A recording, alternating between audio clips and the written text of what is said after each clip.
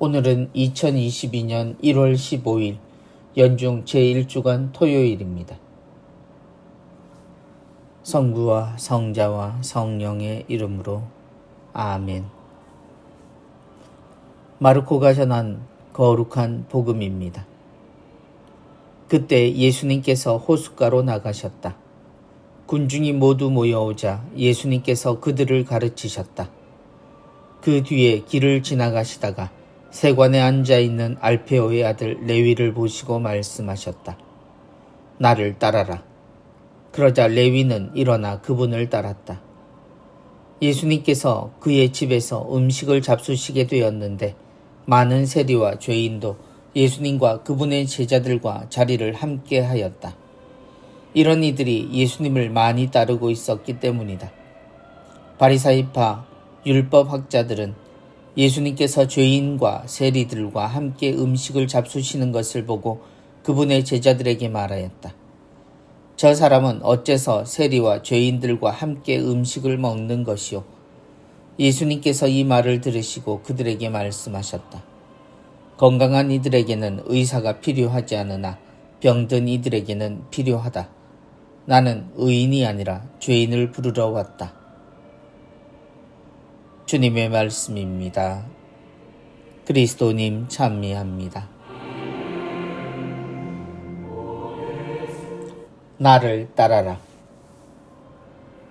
영원한 생명을 말하고 주님의 구원을 꿈꾸는 우리는 구원에 대한 내용에 대해 주목할 필요가 있습니다.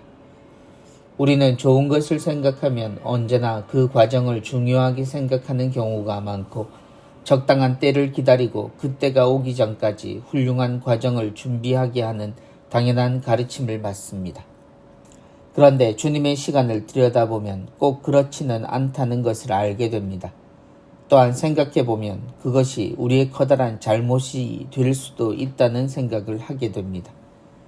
길을 지나가시다가 오늘 복음은 제자의 부르심에 관한 이야기입니다. 그런데 그 이야기의 주인공이 죄인이었던 세리였습니다. 죄인이 주님의 제자가 된다는 것은 그럴 수도 있고 또 감동적인 이야기일 수도 있습니다. 자신의 잘못에서 돌아서서 바로 하나님의 사랑에 접어드는 것은 누구나 바라는 가장 이상적인 일일 수 있습니다.